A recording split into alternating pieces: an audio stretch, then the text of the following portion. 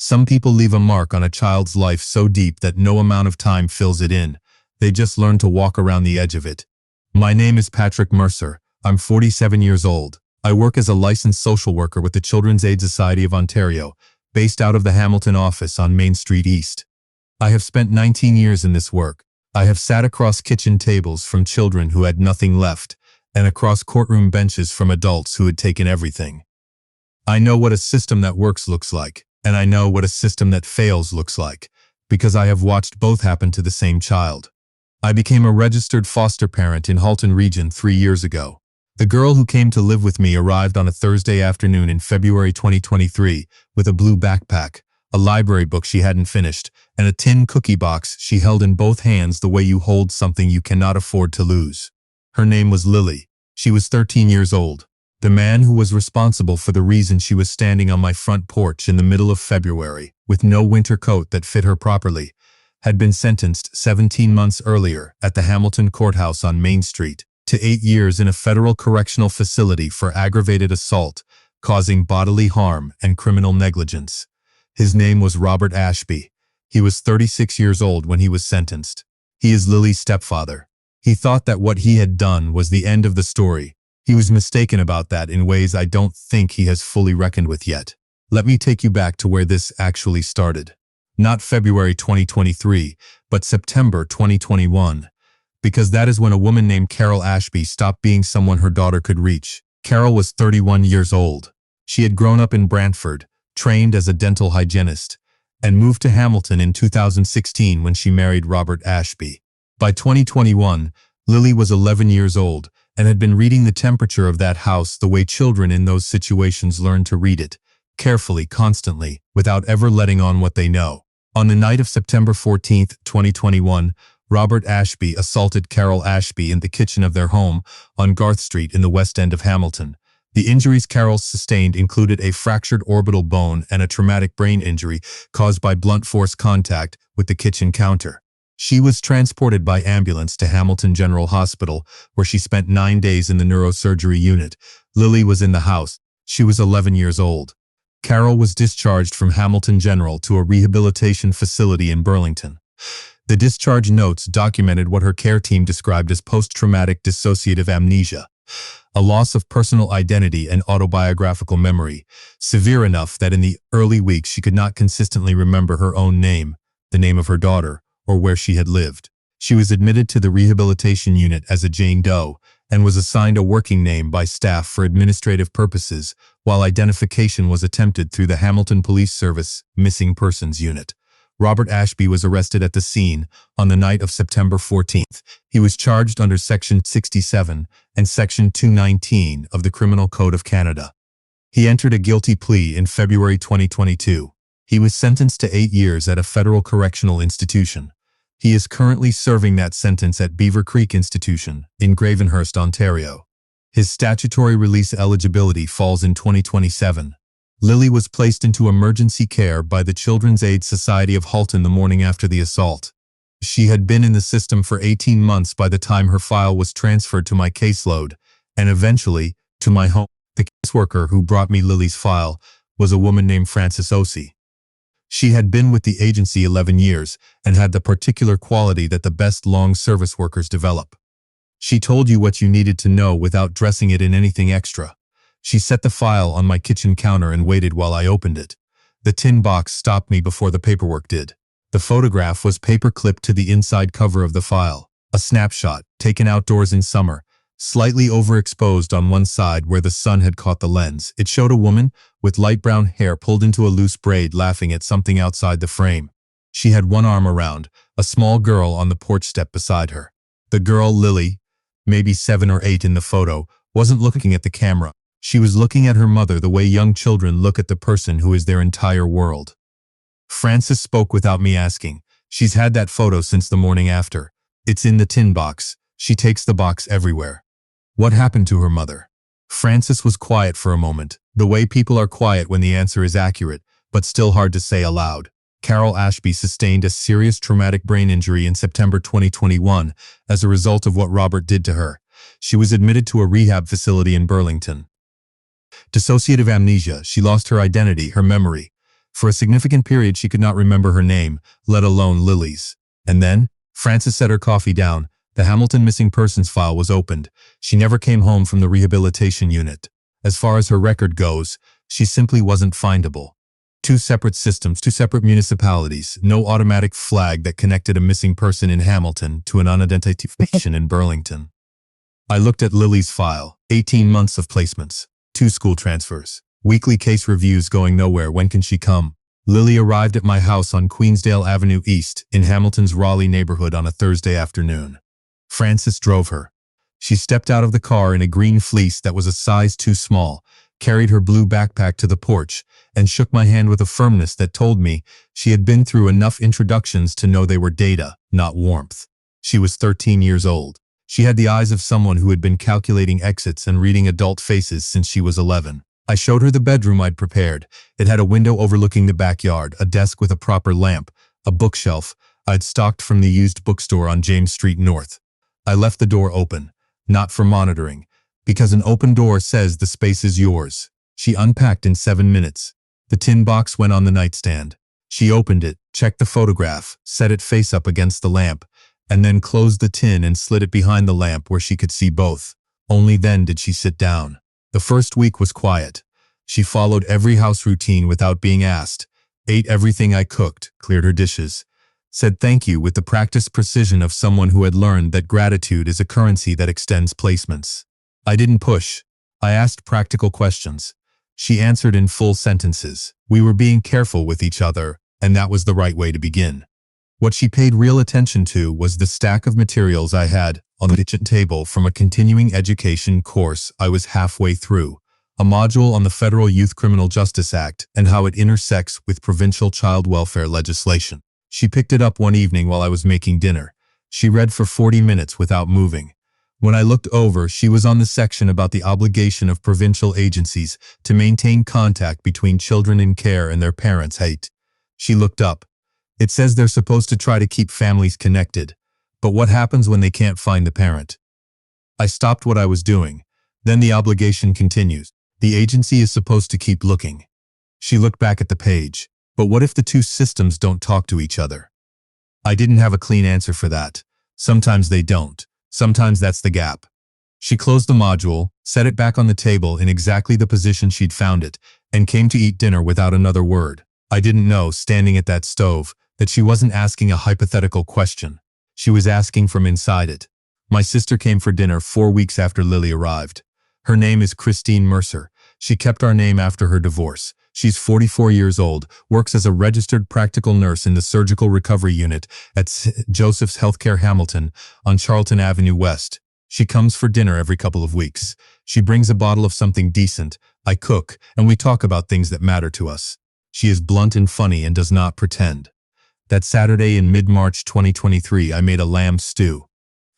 Lily ate with us and was, as always, present but quiet. She'd begun occupying the same space without needing it to fill with conversation, which was progress she wasn't aware she was making.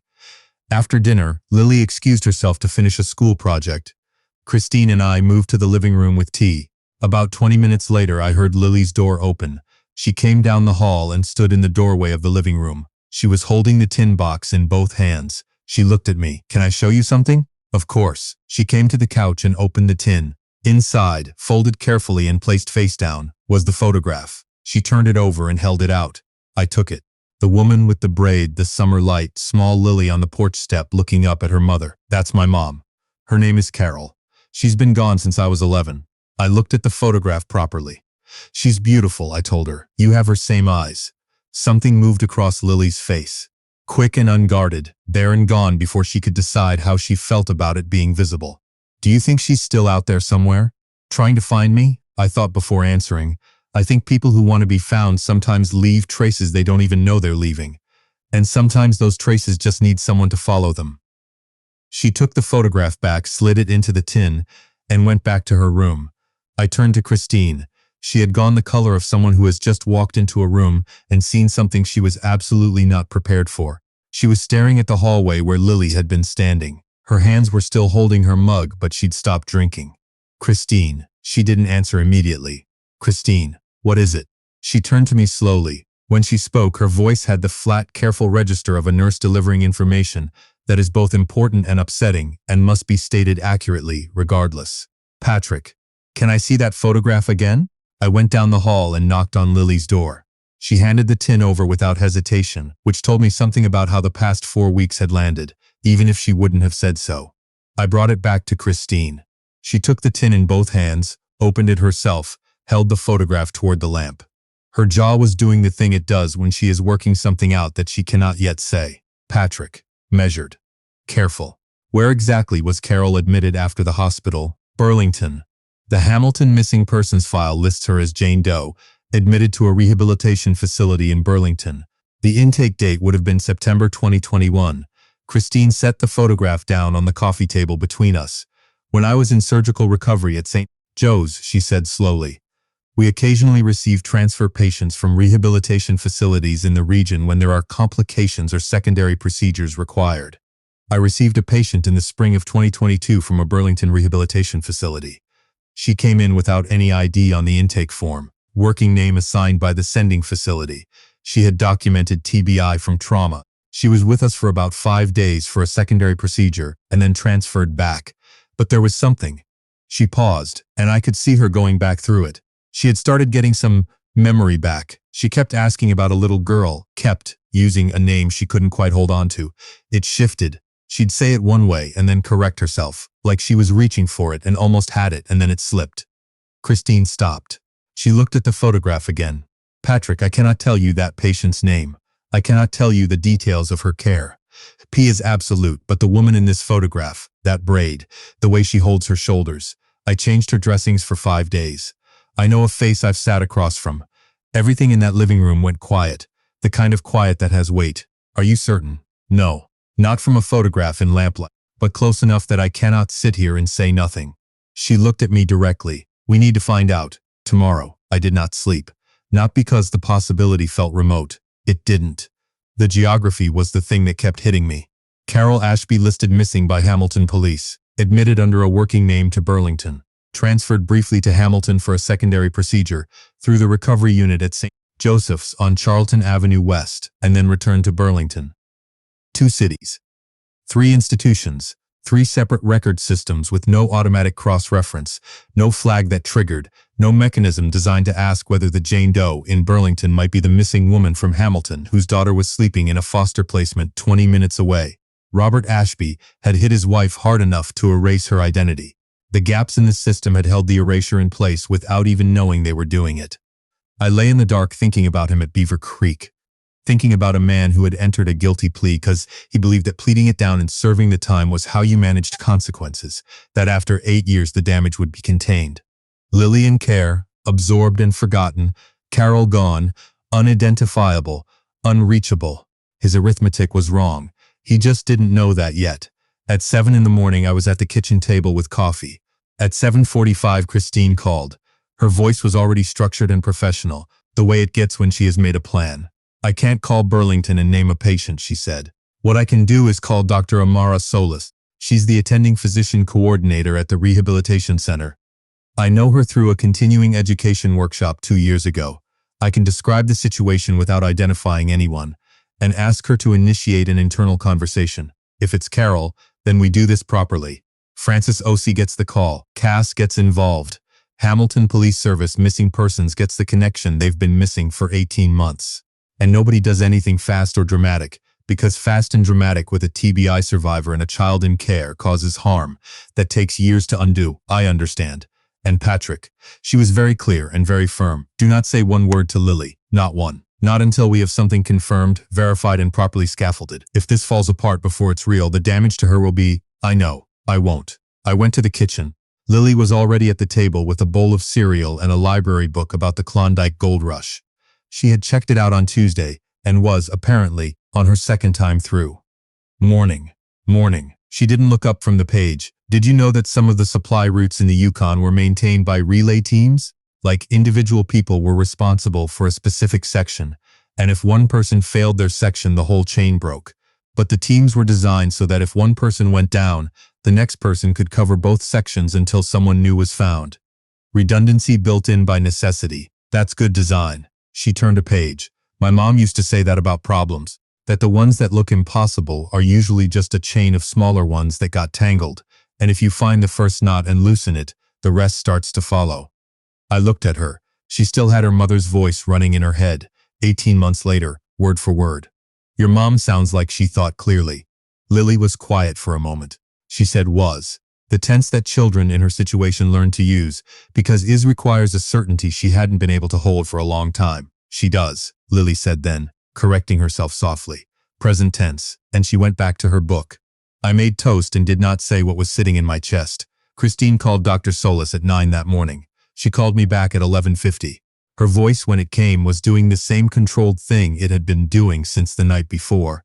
But underneath the control there was something moving fast. She knows who I'm talking about. There was a pause. She cannot confirm anything directly to me, but she asked me 3 questions, very specific questions. The answers I gave her were clearly significant. She's going to initiate a conversation with the patient and call me back. How is she? How is she? Christine was quiet for a moment. Dr. Solis indicated the woman has made substantial progress over the last year. Memory has been returning with increasing reliability. She said the patient has been asking consistently, for approximately 8 months, about a daughter. They have been attempting to trace the child through the name the patient has been able to provide, but there have been difficulties with the spelling and with identifying which CAS region to contact. Spelling, yes. Christine's voice was careful and even. Apparently the name, as the patient remembered, it didn't precisely match the spelling on the file, and nobody thought to cross-reference with the Hamilton region because the missing persons report originated with Hamilton Police, not CAS, and the two systems don't have a shared alert protocol. 18 months. A child sleeping with a tin box on her nightstand, 18 months and 20 minutes away, from a woman who was trying to spell her name correctly from memory and getting it almost right. How long until Dr. Solis calls back? End of day, Christine said. She'll call me. I thanked her and went back to the kitchen, where Lily had moved from the Gold Rush book to a sheet of graph paper on which she appeared to be drawing a map of the Chilkoot Pass from memory. She had the particular focused stillness of someone whose mind was entirely occupied. Without looking up, do you think the relay team system would work in cities? Like, for social services, designated overlap zones so nothing falls through. I looked at the graph paper. The Chilkoot Pass was remarkably accurate. It's a good idea, I told her. Some places try versions of it. The problem is usually funding and jurisdictional lines. She made a note on the margin of the map. She was 13 years old. She was already building the thing that would have caught her mother. Dr. Solis called Christine at 5:48 that afternoon. The woman admitted in September 2021 who had been admitted without identification and assigned a working name by the rehabilitation facility had confirmed in a facilitated conversation with Dr. Solis that she believed her name was Carol. She remembered Hamilton. She remembered a daughter. She remembered the night. She remembered what Robert Ashby had done to her in the kitchen on Garth Street, because that memory, it turned out, had never fully released. It had been buried under everything else he had taken, but it had not been destroyed. Christine's voice when she called me was doing the same careful thing it had been doing all day, and then it wasn't. It's her, Patrick.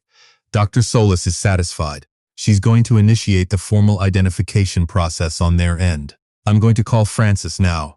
I walked to the back porch. The March evening in Hamilton was cold enough to see your breath. The backyard was still patched with snow in the corners, where the fence blocked the afternoon sun. I stood there and thought about Robert Ashby at Beaver Creek Institution in Gravenhurst, 3 hours north of where I was standing. I thought about him entering that guilty plea in February 2022, believing that what he had done would hold, that Carol would remain unidentifiable, that Lily would move through the system and come out the other side without a story, that he had managed the damage.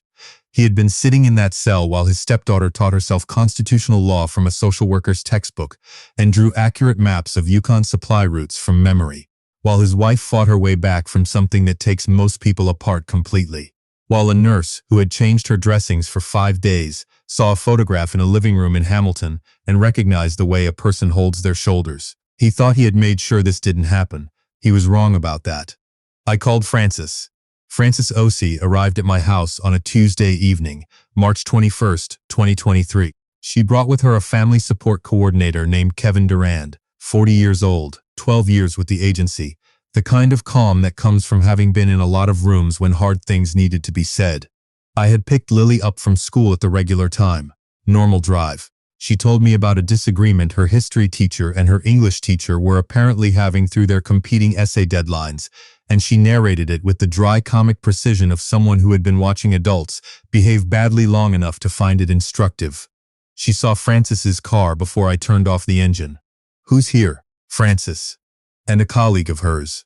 I turned off the car and looked at her. "Something we need to talk about before we go in. Nobody's in trouble. Nothing bad is happening." "Okay." Reading the situation. "Okay." Francis did not soften it or build up to it. That was the right call. Lily was not a child who needed cushioning. She needed the truth, delivered by someone who respected her enough not to dress it up. "I have news about your mother." The kitchen was completely still. "We believe your mother is alive," Francis said. "She's been in a rehabilitation facility in Burlington since September 2021, since the night your stepfather was arrested. She was very badly hurt. What Robert did to her caused a brain injury that affected her memory severely. For a long time, she didn't know her own name. But her memory has been returning, and she has been asking about you." Lily's hands were flat on the table. She pressed them downward slowly. 15 seconds of, "She didn't leave me." Not a question. The verdict of a child who had been doing the math of abandonment against herself for 18 months, checking and rechecking it in the dark. "No." Francis's voice was absolute. "She did not leave you. She was hurt so badly she couldn't find her way back to you. But she never stopped trying. She has been trying to remember your name clearly enough to reach you for 8 months." Lily put her face in her hands. She didn't make a sound. She sat at that table in total silence, and the three of us held the room around her and let it be what it was. Because some moments cannot be managed. They can only be witnessed. And she was getting through this one the way she had gotten through every other one, with a steadiness that she had not been given. She had built. When she looked up, her eyes were wet, and her voice was back under control. "He put her there." Not a question. "Yes," Francis said, was a direct result of what Robert did to her that night. "He is in a federal institution. He has been since 22. Lily nodded once, processing. Then, "Can I see her?" "Yes, we're going to arrange that with the right supports in place. It needs to be done carefully, but yes, absolutely yes." Lily reached into the pocket of her hoodie and placed the tin box on the table. She opened it and took out the photograph. She held it the way she always held it. Not clutched, just held, like something real, in a world that had been giving her too many things that turned out to be not real. She looked at the photograph for a long time, at the woman with the braid, at the summer light, at small Lily on the porch step, looking up. She's been 20 minutes away this whole time. Not accusation, just the geography of it. The plain, staggering fact of it. "Yes," Francis said. "Yes, she has." Another silence. Then Lily picked up the photograph and put it back in the tin. "What do I need to do?" The first visit with Carol Ashby happened on Saturday, April 8, 2023, 18 days after we told Lily the truth. The Burlington Rehabilitation Center was a well-maintained facility on a quiet street set back from the road. The clinical team had managed Carol's care for 19 months and understood precisely what this reunion meant and how carefully it needed to be held. A family support clinician named Marguerite Fontaine met us at the entrance, introduced herself to Lily specifically, and walked us down a hallway to a family visiting room with a round table and chairs set near a window that looked into a small courtyard where someone had planted a winter garden. Evergreen ground cover. A ceramic pot with dormant bulbs that would come up in a few weeks. Carol was already in the room. She was 33 years old. She had been 29, the night Robert Ashby took everything from her. The years since showed the way years of hard recovery show. Honestly, without softening. She was thinner than the photograph. Her braid was shorter, pinned simply. She had the deliberate, careful stillness of someone who had spent a long time learning to be present in her own body again, to trust it, to trust the room she was in and the faces she was looking at. When the door opened and Lily walked in, Carol stood up. For one moment, every clinical protocol and every carefully prepared guideline fell completely away. It was just a mother and her daughter looking at each other across a room they had been kept out of for 19 months by a man who had been certain, from his cell in Gravenhurst, that this moment would not happen. Lily crossed the room. Carol held her. I stood in the hallway with Marguerite and did not go in, because that room belonged to the two of them and no one else. Through the window in the door I could see Carol with her eyes closed and her arms around Lily, her whole posture doing the thing a person's body does when it is finally holding what it has been reaching toward for so long that reaching had become the only thing it knew. Marguerite looked at me. "You okay working on it?" She nodded. She had seen this before. She knew that sometimes the people in the hallway need a minute too. I want to be straightforward about something here, because this channel is about consequences. And the consequence at the center of this story is not dramatic or loud. It doesn't arrive through a confrontation or a courtroom. It arrives quietly in a rehabilitation facility in Burlington, Ontario on a Saturday morning in April when a 13-year-old girl with a tin box and a worn photograph walks through a door and finds her mother on the other side of it. Robert Ashby assaulted his wife so severely that she lost herself. He did it while his stepdaughter was in the house. He went to prison. And while he was there, while he sat at Beaver Creek calculating his release date, his wife fought her way back from a brain injury that would have ended most people. His stepdaughter was cared for by a stranger who gave her a proper desk and a bookshelf and an open door and let her be as complicated and remarkable as she actually was. And the two of them, Carol and Lily, found each other through a photograph a child had carried every day for 18 months and a nurse who recognized the way a person holds their shoulders. Robert Ashby thought he had destroyed two people. What he actually did was set in motion a chain of events that built a life without him. A life that is better than anything he could have offered with him. That is the consequence. Not a letter, not a visit, not a scene. Just a life continuing, healing, growing, in directions he has no part of and no claim to. He's at Beaver Creek. His statutory release eligibility is 2027. By then, Lily will be 17 years old. Carol will have had 4 years of her life on her own terms. 4 years he will never be included in, never be invited into, never be able to reach. I hope he thinks about that in whatever time he has to think. The visits between Lily and Carol continued through the spring and into summer. A family support clinician was present for the first 3. By May, they were meeting without clinical supervision in the room, which Dr. Solis said was a meaningful benchmark. It meant Carol's stability was reliable enough to hold the relationship without scaffolding. They rebuilt the way people rebuild after catastrophic loss. Not systematically, in pieces. Small, true, specific pieces. Carol remembered that Lily had always sorted her food by color before eating it as a small child. Peas first because they were easy to move, then carrots, then the rest. Lily remembered that her mother had a specific way of pronouncing the word particularly, with a pause in the middle like she was tasting it, that Lily had spent months trying to replicate without success. She remembered the smell of the particular hand cream Carol kept on the bathroom counter, in a blue tube from the pharmacy. She remembered that her mother made French toast on Sunday mornings, and always burned the first one, and called it the test piece, and ate it herself standing at the stove before Lily got to the kitchen. These details, the sorted peas, the pause in the word, the burned test piece, that is what a relationship is actually made of. Not the events, the ordinary accumulated texture of being known by someone over time. Robert Ashby had tried to take all of it. He had not managed to take enough. As for my own part in what came next, I want to be honest about how it developed, because it didn't happen quickly or simply. I met Carol for the first time on the day of that initial visit. Briefly in the hallway afterward, she shook my hand, looked directly at me. The direct, undeflected look of someone who had spent a long time relearning what she actually saw, rather than what she was expected to see. Francis told me what you did. Thank you. She meant it in the plain way that people who have been stripped of pretense mean things. She's remarkable. That's all her. She got through 18 months on her own terms. Carol looked at me for a moment. She didn't have to be alone while she did it. We left it there, because that was enough for that day. Over the following months, as the visits became longer and the supervised outings began, the Burlington waterfront on a Saturday in June, a farmer's market in August. The kind of extraordinary when you have been kept from them. I got to know Carol as a person. Not as a case, not as a file, as a person. She was drier and funnier than I had expected. Quick with it. The kind of humor that finds the absurdity in things and holds it up without cruelty. She was direct. She talked about her recovery without drama, the way someone talks about something they have decided to understand rather than hide. She had strong opinions about things and stated them without apology and was almost always right about them. She was rebuilding her life from the ground up using the same method she had apparently been describing to Lily, since Lily was old enough to understand. Find the first knot, loosen it, let the rest follow. I did not fall in love with her situation. I fell in love with her, and I want to be careful about the timeline, because I know how it sounds and I know the questions it raises.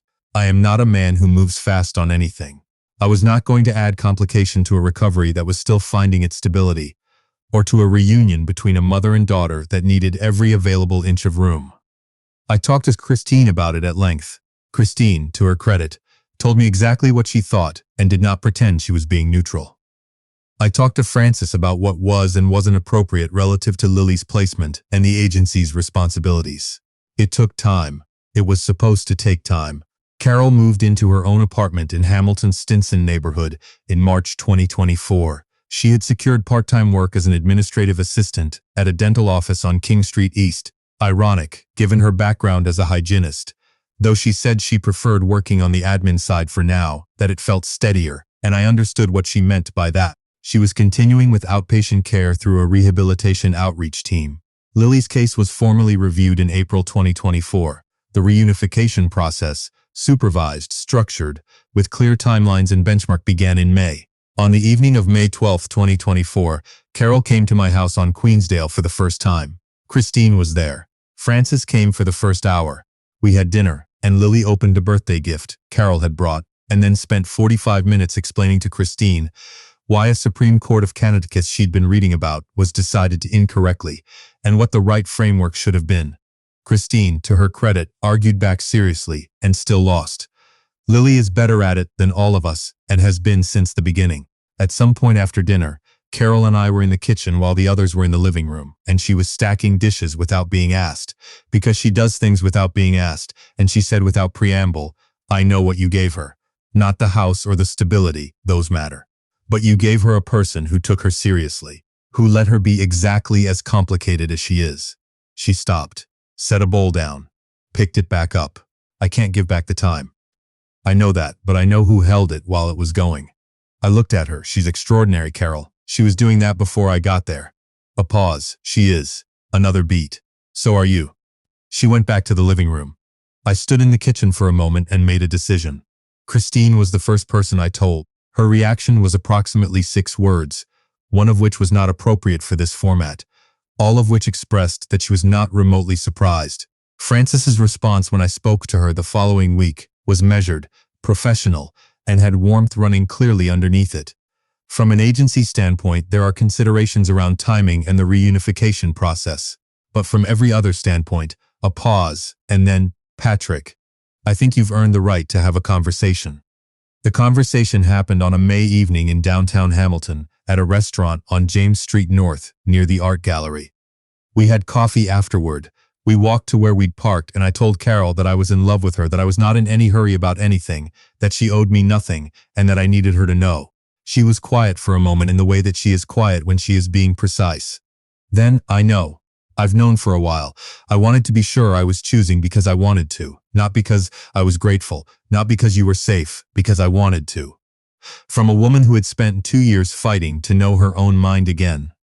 To stand on ground she had rebuilt herself plank by plank, choosing because I wanted to. That is not a small sentence. That is the whole sentence.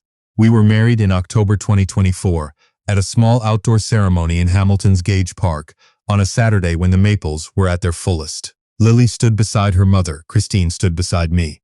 The officiant was a local marriage commissioner named Patricia who had a good face for things that mattered. We kept it simple. We kept it real. As of the spring of 2025, as I'm finishing this account, here is where things stand. Lily is 15 years old. She is in grade 10 at a public high school in the East End of Hamilton. She is on the school's mock trial team.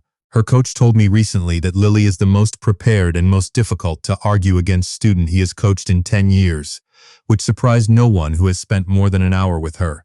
She completed the formal reunification process through SAYES in January 2025 and is now living full-time with Carol. She visits me on weekends and for dinners midweek and corrects my reading of recent case law whenever the opportunity arises, which I allow because she is usually right. Carol Mercer, she chose the name, without ceremony, said it made sense and she wasn't sentimental about the paperwork, is 35 years old. She attends monthly outpatient appointments with her rehabilitation team, which she describes as useful and not onerous, because Carol describes everything accurately. She works 4 days a week at the dental office on King. She is, by her employer's account, faster and more organized than the system they use to track patient records. She makes French toast on Sunday mornings and still burns the first one deliberately and calls it the test piece and eats it herself before Lily gets to the kitchen. And At 15, with all the authority of 15. Still pretends to be annoyed by this, though I have never once seen her actually annoyed. Robert Ashby is at Beaver Creek Institution in Gravenhurst. His statutory release eligibility is 2027. Lily will be 17 by then. Carol will have had 2 more years of a life she built on her own terms. I will have been married to her for 3 years. I will have had the particular experience of watching a young woman argue her way through constitutional law for the pleasure of it, and choose, every time she has a choice, to show up fully and take nothing for granted. Robert Ashby has missed all of it. He will continue to miss all of it. That is not a warning, not a message being sent. It is simply what happens when you try to erase people who refuse to be erased. I work in child welfare. I spend my days inside a system that is imperfect and under-resourced and still capable, when the right people pay attention at the right moment, of closing the gaps it was not designed to close. I tell the newer workers in my office what I believe is true, that the gaps are real, but that people inside systems can act, that seeing something clearly and doing the next right thing is sometimes the whole job. That you don't wait for the system to be perfect before you act inside it. A man named Robert Ashby stood in a kitchen on Garth Street in Hamilton in September 2021 and believed that force was a form of control, that if he hit hard enough, he could decide how the story ended. He was wrong. The story ended for him on a Saturday morning in April 2023 in a visiting room in Burlington, when a 13-year-old girl with a tin box walked through a door and found her mother standing on the other side of it. That's where his story ended. For us, that's where ours began. If this story stayed with you, hit the like button and subscribe. We share more accounts like this one every week.